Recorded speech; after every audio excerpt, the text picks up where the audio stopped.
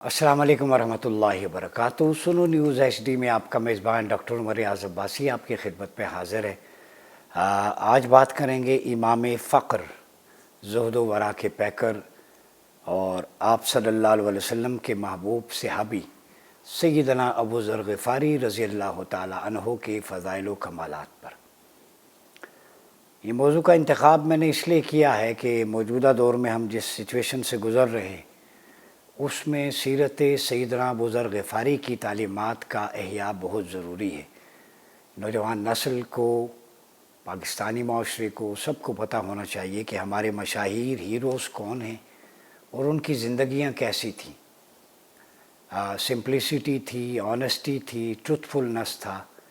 ये जो एट्रीब्यूट्स आपको बारगाह मुस्तफ़ा से मिले हैं वो थे।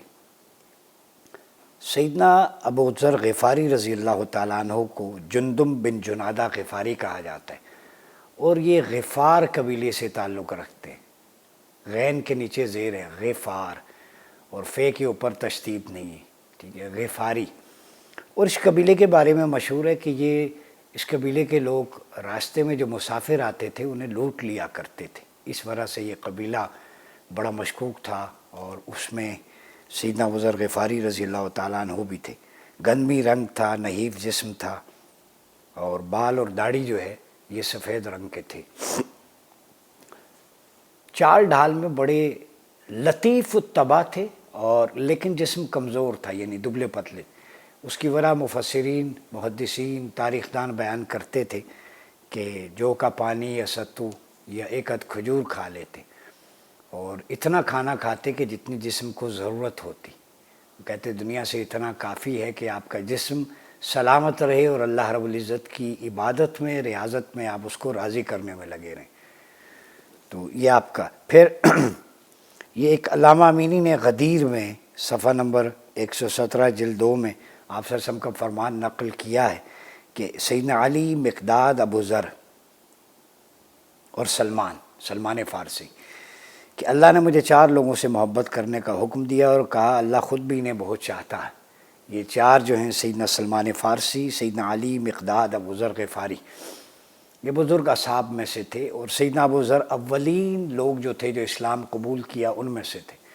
और मैं बैकग्राउंड ये भी बता दूं कि आप सल्लल्लाहु की बेसत से कबल भी अपने कबीले में इन्होंने न तो कभी लूट मार में हिस्सा लिया, न हराम काम किया, न ड्रिंक करते थे। ये तमाम सगायर व कबायर से पाक थे और उस वक्त भी रुजू इल्लल्लाह इनका मशरब था। यानी बेसत से पहले, आप सल्लल्लाहु अलैहि वसल्लम की कबूल इस्लाम से पहले भी आपकी तबीयत ऐसी थी, फितरत पे थे, फितरत सलीमा पर। बहुत खूबसूरत शख्सियत थी ये। और ज़माने जाहिलियत में ये शराब नोशी और दीगर चीज़ों जो है उनको हराम समझते थे। आप चौथे फ़र्द थे जो इस्लाम कबूल किया, बाज़ रिवायत के मुताबिक छठे थे, ठीक है। आप आका अलैहिस्सलाम की बारगाह में हाज़िर हुए और गवाही दी कि अल्लाह के सिवा कोई माबूद नहीं, मोहम्मद सल्लल्लाहु अलैहि वसल्लम अल्लाह के आखिरी रसूल हैं। तो फिर आप सल्लल्लाहु अलैहि वसल्लम के चेहरे पर मुस्कुराहट, मसरत और खुशी नुमाया थी, ठीक है। जब अबू ज़र को मक्का में आप सल्लल्लाहु अलैहि वसल्लम की बेइज्जत की खबर जो है वो मिली तो अब्दुल्ला इब्न अब्बास हिब्र हाज़िल उम्मा ये बयान करते हैं कि उन्होंने अपने भाई अनीस से कहा इस सरज़मीन पर जाओ, मुझे उस मर्द के इल्म के बारे में ख़बर दो और फिर उसका दावा है कि आसमान से उसे ख़बरें आती हैं। इनकी बातों को सुन पर मेरे पास आ जाओ। इसका भाई मक्का आप सल्लल्लाहु अलैहि वसल्लम की बातें सुनकर वापस अबू ज़र के पास पहुंचा। वो मक्का गए, आप सल्लल्लाहु अलैहि वसल्लम की तलाश में निकले तो अबू ज़र कहते हैं कि आप सल्लल्लाहु अलैहि वसल्लम की बातों को सुना।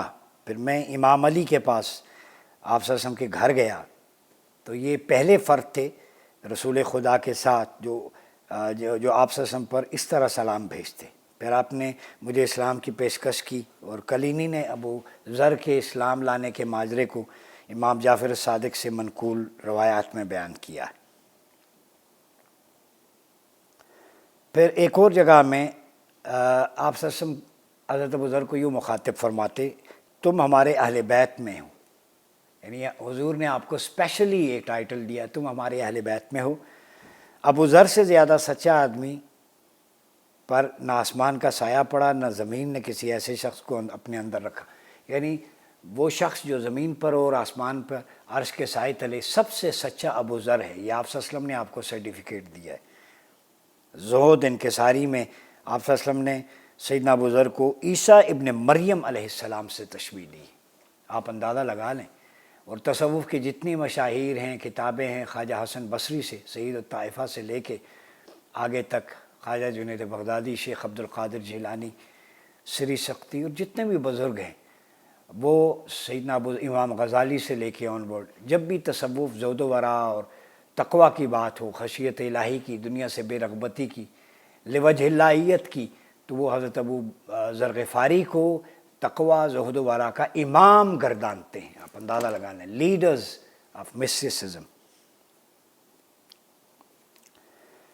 پھر ابو ذر جو ہیں یہ کسی حال میں بھی آپ نے سیدنا علی کرم اللہ وجہ الکریم کو نہیں چھوڑا، مقداد، عمار اور سلمان کی طرح، ٹھیک ہے، اور آپ کی عبادت غور و فکر پر تھی کہ آنکھیں اس قدر کے گڑے پڑ گئے تھے، روتے تھے۔ امام جعفر صادق نے ایک روایت میں فرمایا کہ ابو ذر کہتے ہیں مجھے 3 ایسی چیزیں ملیں جنہیں لوگ ناپسند کرتے ہیں، میں ان کو پسند کرتا ہوں، موت، غربت اور بیماری۔ کسی نے پوچھا کیوں؟ فرمایا موت اللہ سے ملاقات کا نام ہے، ادھر آنکھ بند ہو عالم ارواح میں رب کی جلوتوں میں، حسن میں، قربتوں میں بندہ جاتا ہے۔ غربت کہ دنیا کی لذت، بے رغبتی ہو اور ہر وقت اللہ رب العزت کی ذات میں فنائیت کے مقام پہ تھے، فنا فی اللہ کے مقام پر آپ کہہ سکتے ہیں یقیناً۔ بیماری اس لیے آپ فرمایا حضرت ایوب علیہ السلام کی مثال ہے، کیڑا جب کوئی نیچے گرتا ہوا اٹھا کے واپس رکھتے، لوگ پوچھتے کیوں، تو آپ فرماتے یہ اللہ کی طرف سے بھیجا ہوا مہمان ہے، میں میزبان ہوں، تو میزبان ہوں تو لہذا یہ جتنا چاہے میرے جسم کو کھا لے، یہ فنائیت ہوتی۔ اور وہ فنائیت ٹرانسفر ہوئی ابو ذر میں، فرمایا بیماری ہو اور بیماری میں بندہ اللہ سے رجوع کرتا ہے، توبہ کرتا ہے، حالانکہ آپ تو اس مقام پہ تھے۔ تو یہ 3 چیزیں، غربت اور بیماری اور موت، یہ آپ کو پسند تھی۔ غربت خدا کی اطاعت میں اس امیری سے بہتر ہے جس میں خدا کی معصیت ہو۔ وہ امیری جس سے گناہوں میں آپ چلے جائیں، اس سے بہتر ہے کہ آپ غریب رہیں اور اللہ رب العزت کے اطاعت گزار بنیں۔ کتنا خوبصورت لیسن ہے۔ اور بیماری خدا کی اطاعت میں اس صحت سے بہتر ہے جس میں خدا کی نافرمانی ہو، یعنی بیماری میں اللہ کے قریب ہوتا ہے بندہ، رجوع کرتا ہے، اس کو یاد کرتا ہے، تو ایسی بیماری اس صحت سے بہتر ہے جس میں بندہ گناہوں کی طرف چلا جائے۔ اور موت خدا کی اطاعت میں اس زندگی سے بہتر ہے جس میں خدا کی معصیت ہو۔ وہ زندگی جو گناہوں سے آلودہ ہو، اس سے بہتر ہے کہ بندہ موت طاری ہو جائے اور اللہ سے ملاقات کر لے، گناہ کم ہو جائے۔ اس پہ پوری کتاب لکھی جا سکتی ہے۔ اس پہ مختلف کتابیں آپ کی سیدنا ابو ذر کے حوالے سے لکھی گئیں۔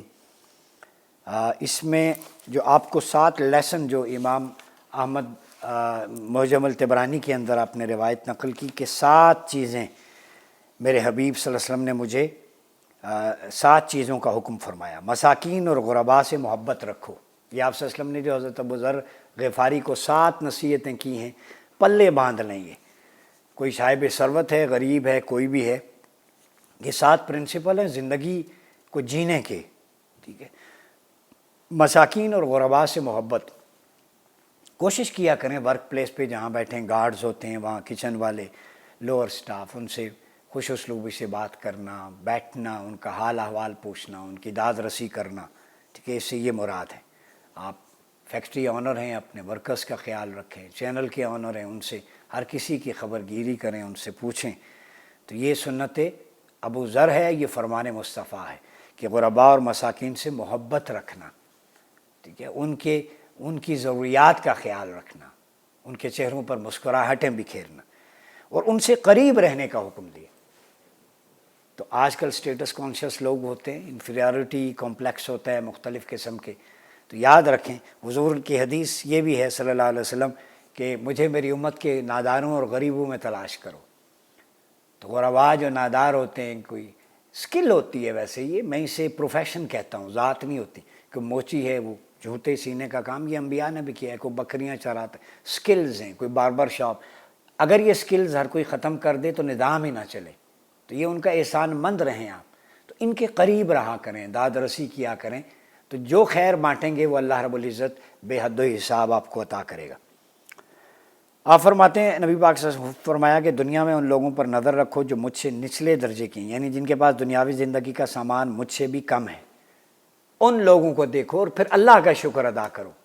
جن کو سہولیات کم ہیں پھر بھی اللہ کی بارگاہ میں گڑ گڑا کے دعا کرتے ہیں۔ شیخ سعدی نے گلہ کیا میرے پاؤں میں جوتا نہیں ہے، مجھے یاد آ گیا شیخ سعدی شیرازی فارسی کے مشہور شاعر تھے، تو بیٹھے ہوئے تھے، انہوں نے اللہ کی بارگاہ میں خیال آ گیا جوتا نہیں، مسجد میں گئے نماز پڑھنے، دیکھا کہ ایک بندے کے دونوں پاؤں نہیں ہیں، وہ سجدے میں اللہ کا شکر ادا کر رہا ہے کہ مولا تیرا شکر ہے کہ تو نے ہاتھ، ناک، پاؤں، دیگر اعضاء سلامت دیے کہ تیری بارگاہ میں سجدہ تو کر سکوں، پاؤں کی کوئی بات نہیں۔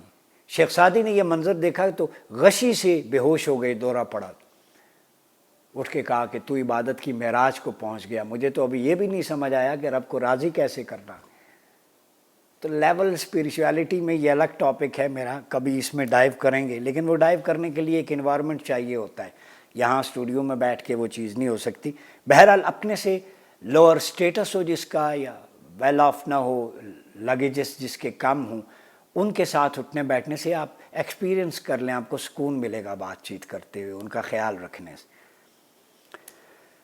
پھر ان پر نظر نہ کروں جو مجھ سے اوپر کے درجے کے ہیں، جو دنیاوی زندگی میں انہیں زیادہ دیا گیا، ان کو رول ماڈل نہ بناؤ کہ جن کے پاس مال و ثروت، اقتدار ہے۔ اب میں حضرت ابو ذر غفاری کی سائیکی پہ آتا ہوں۔ آپ نے چونکہ زیادہ وقت حضور کے پاس گزارا تو آپ کا رول ماڈل ڈائریکٹ نبی اکرم صلی اللہ علیہ وسلم کی ذات تھی، جو کچھ آپ سے سنا سیکھا اسی پر کاربند رہے۔ تو قرآن و سنت کا عملی ذائچہ اور نمونہ اگر دیکھنا ہے تو سیدنا ابو ذر غفاری کی ذات ہے۔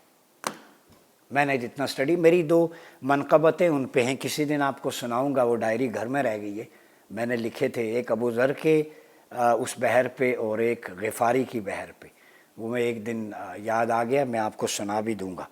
تو یہ شہنشائیت، اقربا پروری، یہ لوٹ مار، یہ صاحب ثروت، یہ ابو ذر غفاری کے نزدیک ہیج تھا، چونکہ حضور نے آپ کو حکم دیا تھا کہ ایسے لوگوں میں نہیں اٹھنا، تو انہوں نے اپنا لیول وہی رکھا جو آپ صلی اللہ علیہ وسلم نے انہیں تعلیمات دی۔ تو حضور کا سچا عاشق ظاہراً بھی باطناً بھی تعلیمات میں بھی سیدنا ابو ذر تھے، جو ہو بہو آقا علیہ الصلوۃ والسلام کی پریکٹسز کو پروموٹ کر رہے تھے اپنی ذات کے ذریعے اور دعوت کے ذریعے۔ پھر دوسری حدیث میں ہے کہ ایسے بندے سے کرنے سے بندے میں صبر اور شکر پیدا ہوتا ہے۔ ابو ذر فرماتے ہیں مجھے آپ صلی اللہ علیہ وسلم نے حکم دیا میں اپنے اہل قرابت کے ساتھ صلہ رحمی کروں، قریبی رشتوں کو جوڑوں، سلوک حسن کے ساتھ کروں، اور جو رشتہ داروں کے سل من قطعک، یہ بھی تعلیمات مصطفیٰ حدیث میں، جو توڑے اس سے جوڑو، خود کال کر لیا کریں۔ تو صلہ رحمی، قرابت داری، عمر میں بھی برکت ہوتی ہے، رزق میں بھی، یہ بھی ان کا آپ کا ایک لیسن ہے۔ پھر آپ نے فرمایا کہ اپنی ہر حاجت کے اللہ کے سامنے پھیلاؤ، حاجت روا خدا کو بنا لے، در در سے جان چھوٹ جائے گی تنہائی میں، تو تنہائی پرائیویسی ہوتی ہے۔ صلاۃ، پریئر 5 ٹائم جو ڈیلی پریئر ہے، is just like a private conversation with almighty Allah, no one can intervene.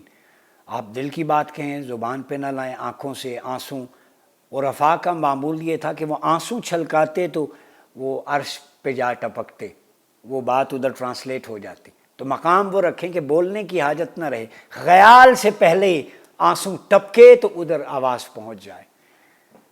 تو وہ یہ مختلف تصوف کے مدارج ہیں۔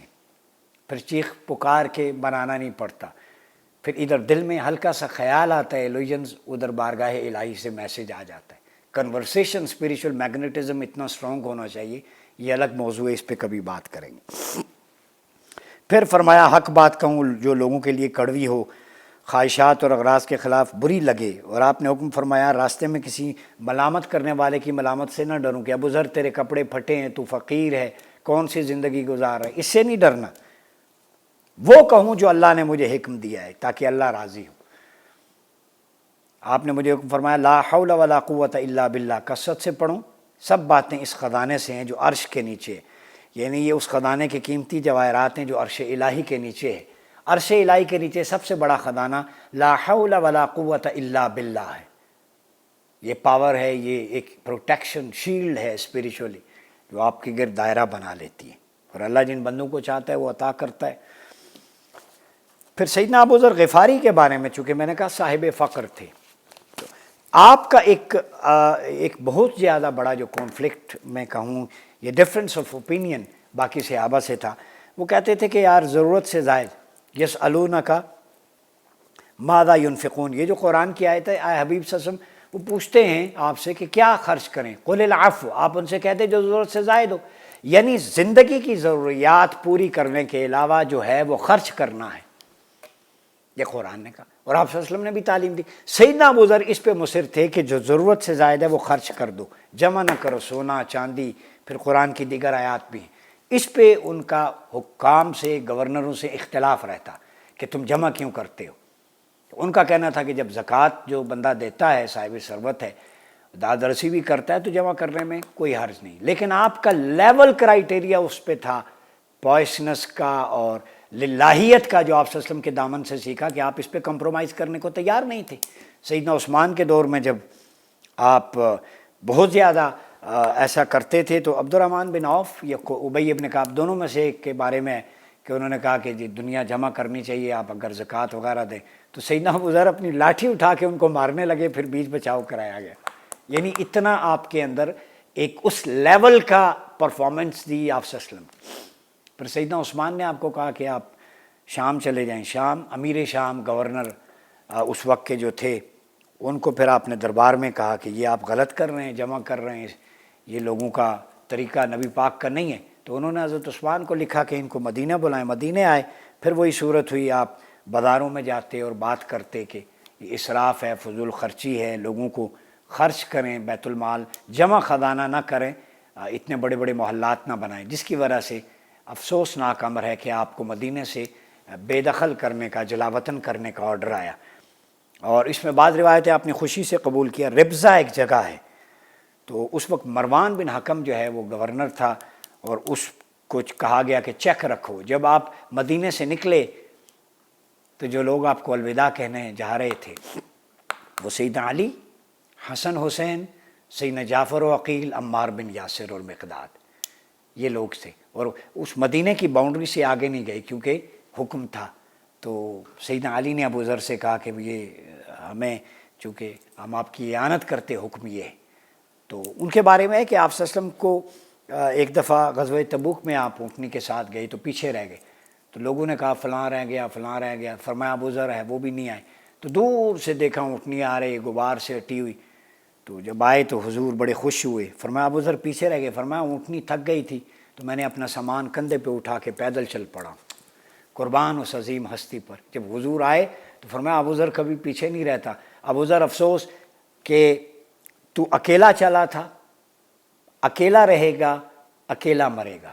اور یہ بات درست ثابت ہوئی۔ ربضہ میں جب آپ بیوی کے ساتھ گئے، کھانا پینا کچھ نہیں تھا، وہاں علی لوگ گئے، تو بیوی بڑی پریشان ہوئی، تجہیز و تکفین کون کرے گا؟ فرمایا کوئی پریشانی نہیں، مجھے میرے حبیب صلی اللہ علیہ وسلم نے فرمایا جب اکیلے مرو گے تو مسلمانوں کی ایک جماعت وہاں سے گزرے گی، تمہاری تجہیز و تکفین کرے گی۔ تو کچھ لوگ جو عمرہ کر کے آئے تھے، سیدنا عبداللہ بن مسعود رضی اللہ تعالیٰ عنہ کی اقتداء میں، مالک اشتر اور دیگر صحابہ نے دیکھا کہ وہ سیدنا ابو ذر ہیں، ان کی بیوی سے پوچھا تو سیدنا عبداللہ بن مسعود جو ہے وہ غشی سے بے ہوش ہو گئے کہ وہ عظیم صحابی رسول اس وقت۔ تو ربضہ میں ہی آپ کی قبر ہے، بعض ذرائع کے مطابق وہاں پہ ابو ذر مسجد بھی ہے۔ تو ویرانے میں، حشر میں بھی اکیلا اٹھے گا، دنیا میں بھی اکیلے رہے حضور کے بعد، ہجرت میں ربضہ میں چلے گئے، وہاں بھی اکیلے تھے، اور صحرا میں ایک ہی قبر، اکیلا، یونیکنیس اسے کہتے ہیں، سیدنا ابو ذر غفاری۔ تو آپ کی تعلیمات کو آج نوجوانوں کو روشناس کرانے کا مقصد یہ ہے کہ جب بھی اسٹیٹس کو کی بات ہو، خزانوں کی، چیک اینڈ بیلنس کی، رولز کی، تو سیدنا ابو ذر غفاری کی آواز یہ ہے کہ قرآن و حدیث کی تعلیمات پہ کاربند رہو، بے شک جسم پہ گوشت نہ رہے، تنہا رہ جاؤ۔ اللہ کی فنائیت یہ ہے کہ اکیلے تو رہ جاؤ، اسی حال میں دنیا سے چلے جاؤ، لیکن اسلام کے ڈیوائن کے پرنسپلز پہ کمپرومائز نہ کرو۔ یہ وہ خلافہ علی منہاج النبوہ کا وہ عظیم پہاڑ اور سرچشمہ ابو ذر غفاری تھے، جنہوں نے خلافت علی منہاج النبوہ کی اصل روح کو تبلیغ بھی کیا، اس کے لیے آپ نے تنہا بھی رہے، لوگوں کی باتیں بھی سنی، لیکن پرنسپل سٹانس پہ، قرآن و سنہ کی ڈومیننس پہ کمپرومائز نہیں کیا۔ یہی بات آج تکمیل پاکستان کہتی ہے کہ ہم اسی چیز کو رواج دیں جس میں لوگوں کی داد رسی ہو۔ تو اللہ تعالی ہمیں سیدنا ابو ذر غفاری کے نقش قدم پر چلنے کی توفیق عطا فرمائے. اپنا بہت خیال رکھیے گا. اپنے میزبان ڈاکٹر عمر ایاز عباسی کو اجازت دیجیے. اللہ حافظ.